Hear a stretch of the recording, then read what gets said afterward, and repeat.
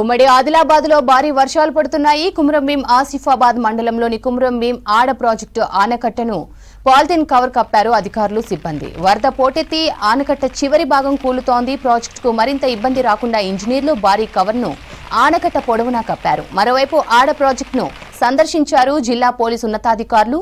జిల్లాలో ఉధృతంగా కురుస్తున్న వర్షాలతో చెరువులు, వాగులు ఉప్పొంగుతున్నాయని చెప్పారు. బ్రిడ్జిల దగ్గర బారికేడ్లు ఏర్పాటు చేశారు.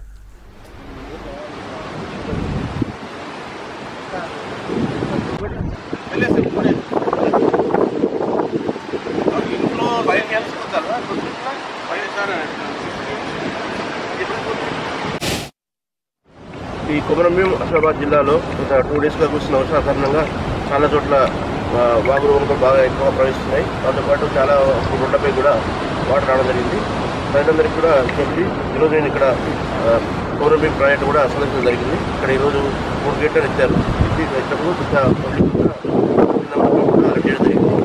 ప్రజలందరికీ విజ్ఞప్తి ఏంటంటే వర్షాలు వస్తున్నాయి కాబట్టి ఎవరు వాగు వంకలు ఎక్కడ ఇబ్బంది ఉంటే ఖచ్చితంగా మనకు సమాచారం చేయాలి. దాంతోపాటు అన్ని చోట్ల ఎక్కడైతే ఇబ్బంది ఉందో అన్ని చోట్ల మనం టికెట్ ఏర్పాటు చేయడం జరిగింది. బ్యారికేడింగ్ టికెట్ ఏర్పాటు చేయడం జరిగింది. సో ప్రజలు అవసరం ఉంటే తప్ప బయటికి రావద్దు ఈ వర్షాలు వరకు.